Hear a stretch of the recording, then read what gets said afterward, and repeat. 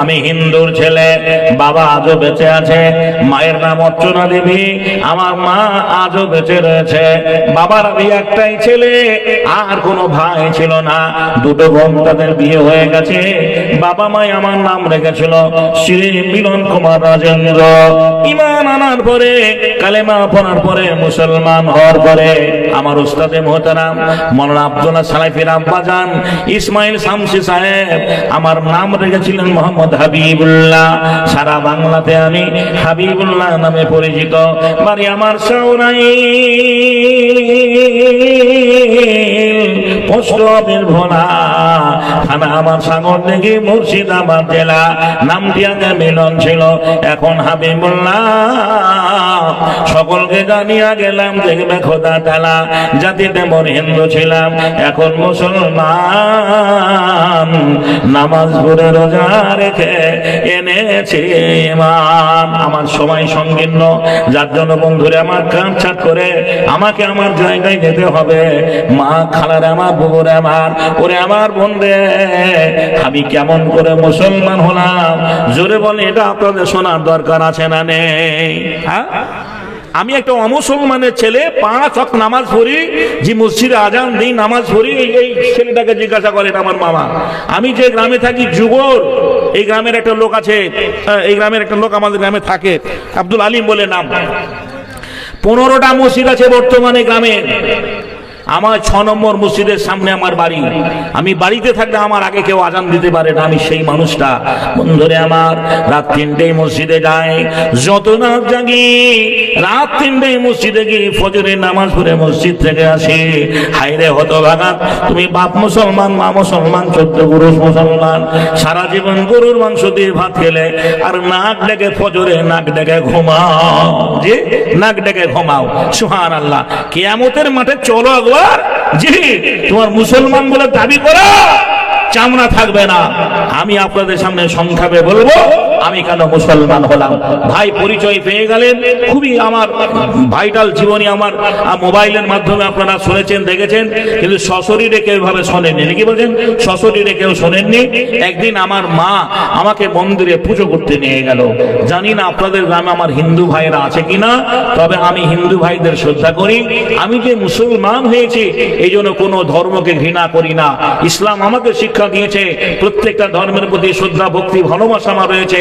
ইসলাম আমাকে শিক্ষা দিয়েছে লা ইকরাহা ফিদ্দীন, কোন ধর্মের প্রতি জবরদস্তি নেই। লাকুম দীনুকুম ওয়ালিয়া দীন, তুমি তোমার ধর্ম করবে, আমি আমার ধর্ম করব। তবে হাকিকাতে যেটা সত্য সেটাই আপনাদের সামনে আমি বলতে বাধ্য হলাম। একদিন আমার মা আমাকে মন্দিরে পুজো করতে নিয়ে গেল। আমি ক্লাস 8-এ পড়াশোনা করি। নতুন জামা কাপড় পরে মন্দিরে গেলাম। আমাদের মসজিদে আল্লাহর মূর্তি নেই, নবীর মূর্তি নেই, ফেরেশতাদের মূর্তি নেই, পয়গম্বরের মূর্তি নেই। মুসলমানরা আল্লাহ ছাড়া কাউকে সিজদা করে না, কিন্তু ওদের ধর্মে আমার হিন্দু ভাইরা এমন একটা সৃষ্টি জীব নেই যার পুজো ওরা করে না। ওরা মাটির পুজো করে, জোরে বলেন করে না? করে না। ওরা গাছের পুজো করে, ওরা গাছের পুজো করে, গাছের পাতার পুজো করে, বেল পাতার পুজো করে, আম পাতার পুজো করে, ওরা গাছের ফলের পুজো করে, নারকেলের ডাবের পুজো করে, করে না? করে না। ওরা চন্দ্রের পুজো করে, সূর্যের পুজো করে, পাহাড়ের পুজো করে, পাথরের পুজো করে, গঙ্গা নদীর পুজো করে, ওরা জলের পুজো করে। এক কথায় পৃথিবীতে এমন একটা সৃষ্টি জীব নেই যার পুজো ওরা করে না। ওরা সাপকেও মনসা দেবী বলে, সাপকেও পুজো করে, করে না? করে না? জোরে বলেন। ওরা ইঁদুরকেও ভগবান বলে মানে। এই নিঘা গ্রামের একটা ছেলে ঢাকের আওয়াজ পেয়ে ওই হিন্দু পাড়ায় চলে গেছে ভোরবেলা। আর চাচা বলছে, এ আব্দুল, এত ভোরে কোথায় গেছিলিস? ও তো মুসলমানের ছেলে। ওর চাচার চোখ মুখ দেখে তখন বলছে, কি মজা দেখে এলাম চাচা। আরে কি দেখলি রে? বলছে, চাচা গো, আগে দিকে রং মাখানো, আগে দিকে রং মাখানো, পেছু দিকে খোঁচা, কি মজা দেখে এলাম চাচা। চাচা বলছে, আর কি দেখলি রে বাপ? বলে, পেট মোটা হয়ে গনসা ছুনা, তার মাথায় আছে হাতির মাথা, কান দুটো তার কোলোর মতো, দাঁত দুটো তার মোলর মতো, পিছনে দেখে এলাম ইঁদুরের বাচ্চা, কি মজা দেখে এলাম চাচা। বন্ধুরা আমার, ভাইয়েরা আমার, বলতে যাচ্ছিলাম সুবহানাল্লাহ। তাহলে বোঝা গেল ওরা ইঁদুরের পুজো করে, ইঁদুরকেও ভগবান বলে মানে। ওরা খড়েরও পুজো করে। এই যে ধান লাগিয়েছেন, ধান কাটবেন, খড় হবে, যে খড় গরুতে খায়, গরুর খাদ্য খড়, এই খড় দিয়ে মূর্তির পরিকাঠামোটা বানার কি বলছেন ওরা আগে বানায়, কালকে আমাকে রেখে দেবেন। এক বোঝা খড় এনে দেবেন, 500 গ্রাম সুতলি এনে দেবেন, একটা বড় লম্বা বাঁশ এনে দেবেন, একটা দা এনে দেবেন। আমি এই মাল বন্ধুরে আমার জি 5 ফুট 6 ফুট হাইটের প্রতিমা বানিয়ে দেখিয়ে দেব। আজও ভুলে যাইনি, 18 বছর ওদের ধর্মে ছিলাম, আমি করেছি, করতে জানি। তো ওরা খড়েরও পুজো করে। খড়ের পুজো করে কেমন করে আপনাকে বলি। ওদের ধর্মের একটা লোক, তার নাম কালিদাস। এই কালিদাস বলছে, দেখে এলাম হাওড়াতে, দেখে এলাম হাওড়াতে পড়ে আছে নদীতে, বাঘের মাংস খেয়েছে গরুতে। আচ্ছা ভাই, বাঘের মাংস গরুতে খায় না, গরুর মাংস বাঘে খায়? গরুর মাংস বাঘে খায়, কিন্তু আমি বলেছি বাঘের মাংস খেয়েছে গরুতে, তাহলে এটা ভুল বলেছি না ভাই রে, ভুল বলি না। দেখবেন ভালো করে, ওদের দুর্গা মায়ের কাছে একটা বাঘ বানানো আছে, সেটাও খড়ের ভেতরে খড় ভরা আছে। পুজো হয়ে গেল, নদীতে ফেলে দিয়েছে। এখন নিগার গরুটা নদীতে পানি খেতে গিয়ে ওই বাঘের খড়গুলো টেনে টেনে খাচ্ছে। কালিদাস সেটাই বোঝাতে চেয়েছে, দেখে এলাম হাওড়াতে পড়ে আছে নদীতে, বাঘের মাংস খেয়েছে গরুতে। তাহলে ওরা খড়েরও পুজো করে। আর কিসের পুজো করে? সাপের পুজো ওরা করে। আমার রাসূল বলেছেন, তুমি নামাজে দাঁড়িয়েছ, দেখছো একটা সাপ, নামাজটা ছেড়ে দাও, সাপটাকে আগে মারো, সে তোমার ক্ষতি করতে পারে। কিন্তু মুসলমান ভাইরা দুধ কলা দিয়ে সাপের পুজো করে। ওদের মহাকবি কালিদাস মাঠ দিয়ে আসছে, আস্তে আস্তে দেখছে একটা পুকুরে পদ্ম ফুল ফুটে আছে, ওই পদ্ম ফুলে একটা ব্যাঙ বসে আছে। ব্যাঙটাকে ধরার জন্য একটা সাপ গেছে, সাপটাকে দেখে ব্যাঙটা পানিতে লাফ মেরে দিল। কালিদাস বলছে, হরির ওপরে হরি, জলের উপরে পদ্ম ফুল, তারপরে একটা ব্যাঙ, বলে হরি শোভা পায়, হরিকে দেখিয়া হরি হরিতে লোকায়। কালিদাসের পরিভাষায় ব্যাঙ হরি, সাপ হরি, জল হরি। কিছু মাথা মোটা মুসলমান আছে, মুখশুদ্ধির মাস্টার, জীবনেও আজান হয়, মসজিদে নাই না, ভাতশালা মোড়ে ভোটের সময় বলে, তোদের হরিয়ান আমাদের আল্লাহ। এই হতভাগা, হরি আল্লাহ, হরি আল্লাহ এক নয়। ভগবানের ভগবতী আছে, ঈশ্বরের ঈশ্বরী আছে, নারায়ণের নারায়ণী রয়েছে। আল্লাহ এমন একটা গুণবাচক সেবাতি নাম, যার আগে বেঁচে কেউ নেই। তাই তো আল্লাহর জমিনে আল্লাহ ছাড়া কাউকে সেজদা করা যাবে না। আমি হিন্দুর ছেলে, মাকে বললাম, মা আমি তো পুজো করব, এদের জন্ম কোথায়, এদের আদি পিতাকে কিভাবে সৃষ্টি হলো, মা বলো। এগুলো আমাদের কে হয়? আমার মা বলেছিল, বাবারে এগুলো আমাদের বাবা হয়। যদি এই বাবাদের আমরা পুজো করতে পারি, তাহলে আমরা স্বর্গবাসী হতে পারবো।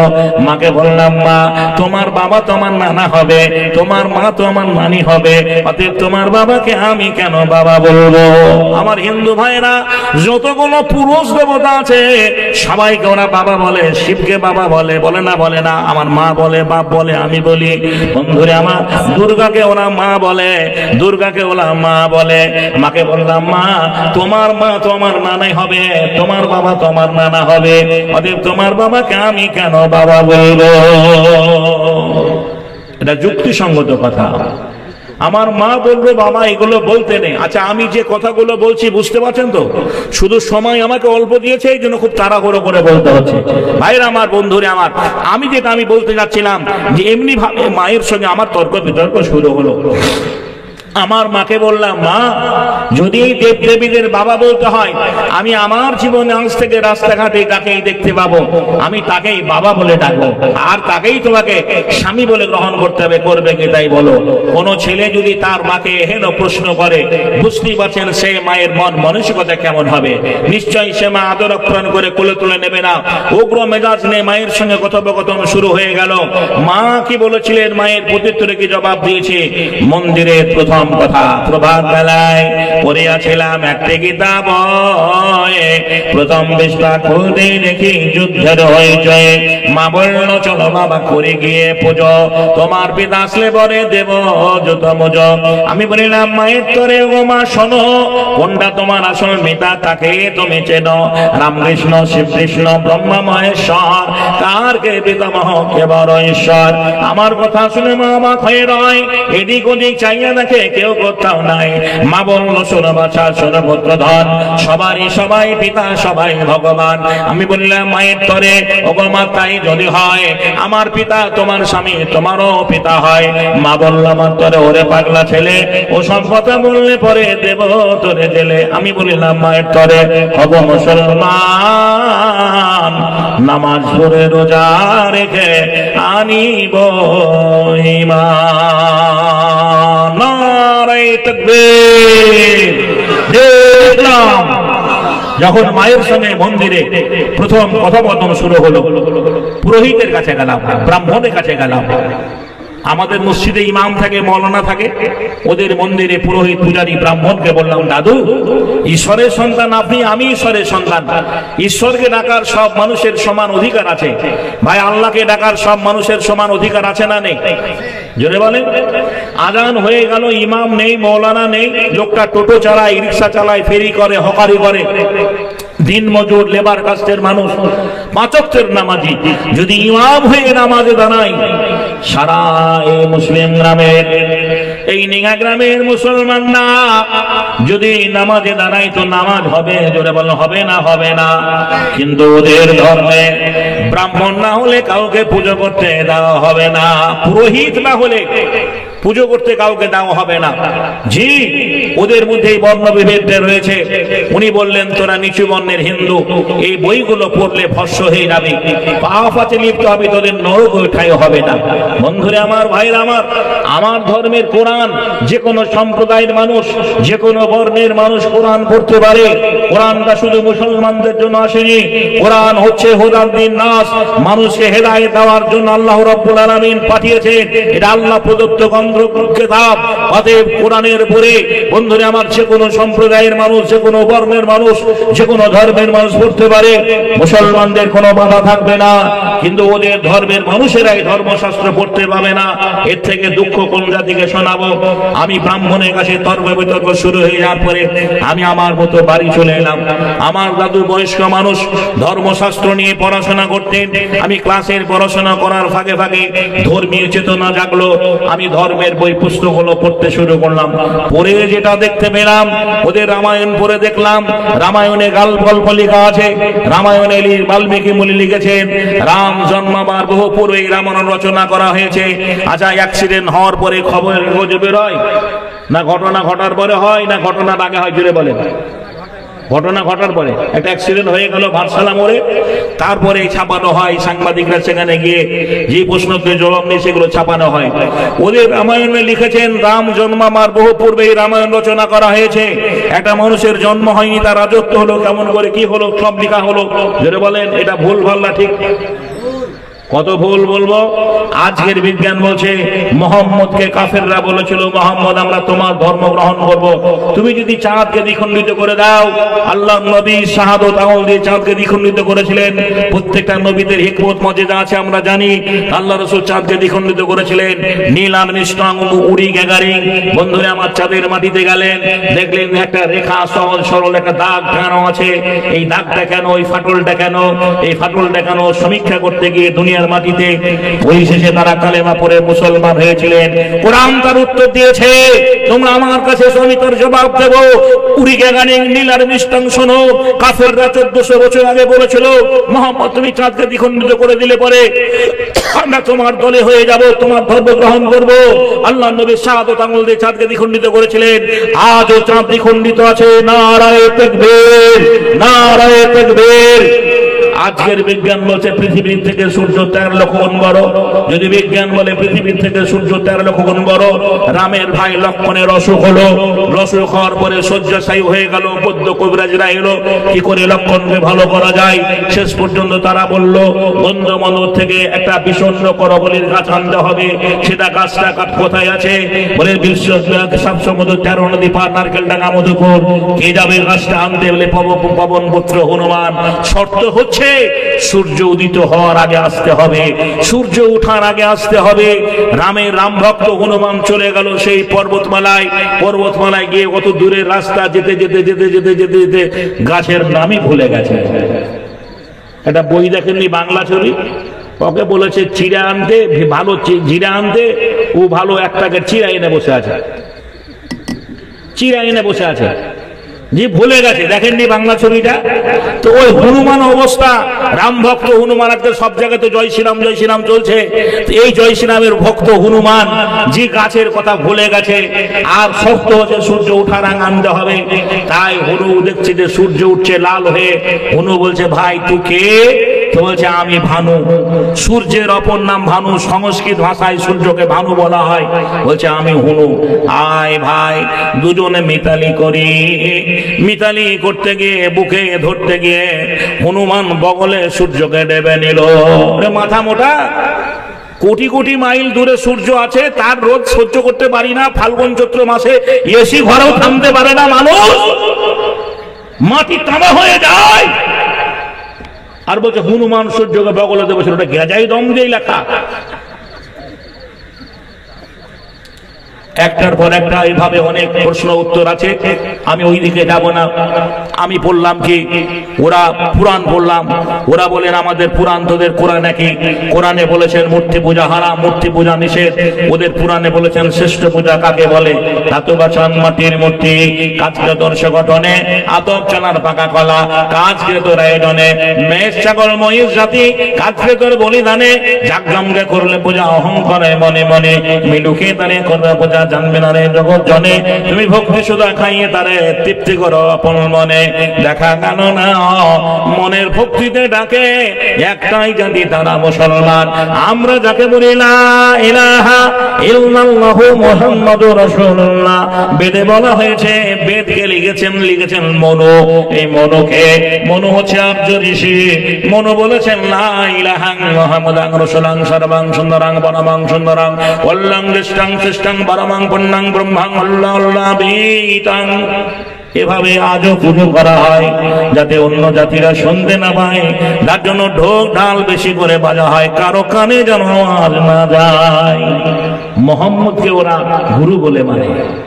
জোরে বলুন সুবহানাল্লাহ। জি, আবু জাহাল বলেছিল তোমাকে ভাতিজা ভালোবাসি, যা চাইবে দেব, কিন্তু বাপদাদার ধর্ম তো পরিত্যাগ করতে পারবো না। অনেক মুসলমানের সঙ্গে কথা বলে দেখেছি, তারা বলেছেন ইসলামের আদর্শ আছে, ইসলাম ধর্ম সঠিক ধর্ম, আমরা আমাদের বাপদাদার ধর্ম পরিত্যাগ করতে পারছি না। এত সভ্য যুগে যে মানুষটা স্বচ্ছ পানি দিয়ে 5 বেলা ওযু করে, যে মানুষটা 5 বেলা ওযু করে, যে মানুষটা প্রতিনিয়ত গোসল করে, তার শরীর পবিত্র, তার শরীর পবিত্র।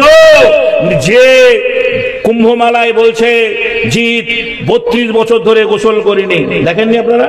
তার শরীর পবিত্র। যে 5 বেলা ওযু করে, 5 বেলা নামাজ পড়ে, প্রতিদিন গোসল করে, তার শরীর পবিত্র। না যে 40 বছর ধরে গোসলই করেনি, তার শরীর পবিত্র। তুমি কেমন লেখাপড়া করেছো এটা তোমার মগজে ঢুকে দাও। সোশ্যাল মিডিয়ায় দেখলাম একটা ন্যাংটা সাধু বলছে 40 বছর ধরে গোসল করেনি, তার অলৌকিক। আবার একজনের মাথায় ধানের গাছ হয়েছে, দেখেননি আপনারা? এই দেখেছেন না? দেখেননি? শুধু শিব ন্যাংটো নয়, এবার কুম্ভ মেলাতে দেখলাম জি দুর্গাও ন্যাংটো হয়েছে। একটা মহিলা, দুর্গার ছবি, একটা মহিলা দেখেছেন না? দেখেন না? একটা মহিলা, যে জাতি হিজাব পরে, যে জাতি পর্দার পশিদার কথা বলেছে, যে জাতি পর্দার কথা বলেছে, যে ধর্ম পর্দার কথা বলেছে, একটা মেয়ে সাবালিকা হয়ে গেলে পরে তাকে পর্দা করতে হবে, তার কি বলছে নির্জব ঢেকে রাখতে হবে, ঢেলা ঢালা পোশাক করতে হবে, তারা সভ্য হলো না। আর যারা ধেই করে ন্যাংটো করে ঘুরে বেড়ালো, তাদের পিছনে লক্ষ লক্ষ ডলারের টাকা খরচ করলো কেন্দ্র সরকার। জোরে বলে ঠিক না বেঠিক? বন্ধুরে আমার, ভাইয়ের আমার, আমি জেনে শুনে পড়াশোনা করে বক্তৃতা দিই, বাজে কথা বলার জন্য আসেনি। শুধু বাপ মাকে কেউ ছেড়ে আসে না। এভাবে আমার সংগ্রামী জীবন শুরু হলো। আমি ব্রাহ্মণকে গিয়ে বললাম, মোহাম্মদের নাম আমাদের ধর্মে আসে কেন বলুন? উনি বলছেন এটা মোহাম্মদ, এটা মহাদেব। মহাদেব লিখতে গেলে প্রথম অক্ষর ম, আর মোহাম্মদ লিখতে গেলে প্রথম অক্ষর ম। নাকি বলছেন? মোহাম্মদ মক্কাতে ম, মদিনাতে ম, মৌলানাতে ম, মসজিদে ম, মেরাজে ম, যে মোনাজাতে ম, মসজিদ কি বলছেন? মাইয়াতে ম। কি বলছেন? ইসলাম এমন একটা দিন, আপনার আল্লাহ নবীর সঙ্গে প্রত্যেকটা জায়গার মিল দেখে, যেখানে আল্লাহ নবী জন্মগ্রহণ করেছিলেন মদিনায় সেটাতেও মা, আর মক্কাতেও মা। অনেকে বলছেন মক্কাতেও মা, মুনাজাত করবে তাও মা। যে ইমানদার তাকে বলা হয় মুমিন, যে শরীয়তকে মেনে চলবে তাকে বলা হয় কি মুমিন। মুমিন লিখতে গেলেও মা। সুবহানাল্লাহ বলেন, সুবহানাল্লাহ বলেন, নারায়ে তাকবীর। আমি আপনাদের সামনে খুব সংক্ষেপে বলেছি, আমার মাথা ঘুরে গেল। দেখা গেল না আমাকে মুসলমান হতে হবে। মনের ভক্তিতে ডাকে একটা জাতি, তারা মুসলমান। এরা মসজিদে ঢোল বাজায় না, ঢাক বাজায় না, এরা মনের ভক্তিতে ডাকে। অতএব সেই দিন আমাকে কবুল করতে হবে। ভাই একটু উচ্চ স্বরে আওয়াজ করে বলা যাবে না হেদায়েতের মালিক কে? আরো জোরে বলুন, হেদায়েতের মালিক আল্লাহ। আমি করলাম কি জানেন, একদিন স্কুল থেকে বাড়ি ফেরার পথে একটা বয়স্ক মুসলমান তার সামানগুলো রেখে দূরে একটা পুকুরে উনি ওযু করছেন। আমার যেখান বলল মুসলমান লোকটা ওযু করবে। হায় হায়, ও মুসলমান আব্দুর রহমান ভাই আমার, তুমি তোমার মায়ের ওযু করা দেখেছ, বাপের ওযু করা দেখেছ, বাড়ির কাছে মসজিদ, জুমার নামাজটা তুমি পড়তে যাও। সুবহানাল্লাহ, রমজানে একটা মাস তারাবি পড়েছ। যদি বলি ভাই ওযুর ফরজ কটা বলো, হায়রে হতভাগা, বয়সটাও কম হলো না, মুসলমানের ছেলে ওযুর ফরজ কটা বলতে পারবে না। আমি একদিন গোসল করছি, আরো 4-5টা ছেলে আছে, 4-5টা ছেলে আছে। একটা হাজির বেটাকে বলছি, ভাই তোরা তো গোসল করিস, তা গোসলের ফরজ কটা? ছেলেটা বলছে গোসলের ফরজ 3টা। আমার জানার আগ্রহ বেড়ে গেল। ভাই তুই তো মুসলমান, আমাকে বল, আমি তোদের ধর্মে এসেছি, গোসলের ফরজ 3টা কি কি? বলছে তেল, সাবান, গামছা। হায়রে হতভাগা, সারা জীবন গোসল করে, গোসলের ফরজ করা জানার প্রয়োজন মনে করে না। আমি বেদিনের ছেলে, মা খালার আমার, বুবুরে আমার, মুসলমান লোকটার ওযু করা দেখলাম। উনি ওযু করলেন, আমি তার ওযু করা দেখে দেখলাম একটা চাদর বিছিয়ে কিবলার দিকে মুখ করে নামাজে দাঁড়ালো। আমি তার নামাজটা পড়া দেখলাম। নামাজটা আজকে জানি জোহর কাকে বলে, আসর কাকে বলে, মাগরিব কাকে বলে, এশা কাকে বলে, জুমা কাকে বলে, সেদিন আমার জানা ছিল না। ওই লোকটা আসরের 4 রাকাত নামাজ পড়ে সে চলে গেল। আমি আমার মতো বাড়ি চলে এলাম। বাড়ি আসলেই একটু পরেই মাগরিবের আজান শুরু হলো। আমাদের মসজিদে যখন আজান হয় দেখবেন আমার হিন্দু মায়েরা বাড়িতে শঙ্খ বাজায়, বাজায় না? বাজায় না? বলে মাহর ওই 2টি ছেলে হিন্দু মুসলমান মন্দিরেতে ঘন্টা বাজে, মসজিদে আজান একটা ভাগে করে, মাটির মূর্তি তৈরি করে ভক্তি ভরে পূজা করে। বলেন ভগবান, মাহর ওই 2টি ছেলে হিন্দু মুসলমান একটা ভাই মাটির মূর্তি তৈরি করে ভগবান বলে পুজো করার একটা ভাগে করে। অতীত রাতে মিনা চুনে আল্লাহু আকবার, আল্লাহু আকবার, অতীত রাতে মিনা চুরে উচ্চ স্বরে আজান পড়ে দয়াল খোদাই ডাকে তারে বলেন রহমান। মাহর ওই 2টি ছেলে হিন্দু মুসলমান। ভাই গো, মসজিদ আজান শুনতে পেলাম, মন্দিরে পুজো হচ্ছে, হেদায়েতের মালিক আল্লাহ। আমি বেদিনের ছেলে, ওইভাবে মাঠে গেলাম ওযু করার মতো, হাত মুখ ধুয়ে বাড়ি এসে দরজা বন্ধ করে আমি নামাজে দাঁড়ালাম। সুবহানাল্লাহ, সেদিন নামাজের নিয়ত জানা ছিল না, সূরা ফাতিহা জানি না, দুরূদ জানি না, কোনো দোয়া জানা নেই। আমি আল্লাহকে সামনে রেখে বলেছিলাম, রব্বুল আলামিন আমার নামাজকে তুমি কবুল করে নিও। আমাদের বাড়িতে কালী, দুর্গা, লক্ষ্মী, সরস্বতী ছবিগুলো আছে। আমি ছবিগুলো উল্টিয়ে রাখলাম। মুসলমান বন্ধুদের মধ্যে শুনেছি ছবির সামনে নামাজ হবে না।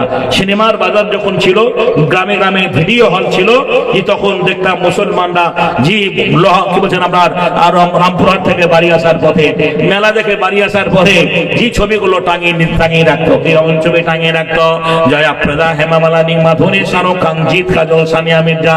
আর তাছাড়া তো ছবি দেখার জন্য মেশিন আজ মুসলমানদের বাড়িতে আছে। কেমন মেশিন আছে? বলে চোখ গেল, কান গেল, চোখ গেল, কান গেল, মান গেল, ইমান গেল রে, দিশান্ত নাই টিভির জ্বালায়, নাউজুবিল্লাহ, নগ্ন ছবি ফেলছে বেকায়দায়, দিশান্ত নাই টিভির জ্বালায়, বড় সবে বেবিরা সব পিসিআর দেখে, কসমেটিক আর লিপস্টিক ঠোঁটে মুখে মেখে, বেগম কোথায় আসর জমাই, বেগম কোথায় আসর জমাই, সাহেবের নাই জানা, গুলো ফিল্মে রঙিন আলোয় বাবু যে রাত কানা, দিশান্ত নাই টিভির টিভির জ্বালায় নৈশক্লাবে যাই রে বিবি যেন টানা কাটা পড়ে ভ্যানিটি ব্যাগ হাতে নিয়ে দেখায় রূপের বাহাদুরি বিবি নাচে পরের সাথে করে সে বিতালি নেশার ঘরে পাগল হয়ে স্বামী দেয় হাততালি নেশান্ড নাই টিভির জ্বালায় সিঁড়ির জ্বালায় আমি আমার ছবিগুলোকে ওই ছবিগুলোকে উল্টিয়ে উল্টিয়ে বেমুখ করে নামাজে দাঁড়ালাম শুধু বলেছিলাম রব্বুল আলামিন আমি অমুসলমানের ছেলে আল্লাহ রব্বুল আলামিন আমার নামাজকে তুমি কবুল করে নিও আমি এইভাবে নামাজ পড়েছি তবু আজও নামাজ ছেড়ে দেইনি আর আপনারা মুসলমান অবস্থান সূত্রে মুসলিম জন্মসূত্রে মুসলিম হওয়ার পরে বন্ধুরা আমার আজও আপনারা নামাজ পড়েন না আফসোস লাগে দুঃখ লাগে আমি মুসলমানদের কাছ থেকে পরের দিন স্কুলে গেলাম সহপাঠী বন্ধুদের বললাম ভাই তোরা যে নামাজ পড়িস সে নামাজের কায়দা কোন আমাকে শিখিয়ে দিতে হবে জানিয়ে দিতে হবে আমার বন্ধু আমাকে বললো দেখ মিলন আমরা মুসলমান বটে কিন্তু ঈদ একবার যাই বকরিদ একবার যাই সবাই যখন আমরাও তাই করি কিছু মুসলমান আছে দেখবেন রমজান মাস এলে নামাজের গুরুত্ব দেয় রমজান মাসেই নামাজ পড়ে যেই রমজান চলে যায় আর সে কি বোঝেন আমরা কি বলছেন আমরা মসজিদে কি বলছেন আমরা নামাজ পড়তে যাই না আমি মুসলমান ছেলেদের কাছ থেকে নামাজের কায়দা কোনো জানতে পারলাম না বাংলায় একটা দিনিয়াত শিক্ষা এখানে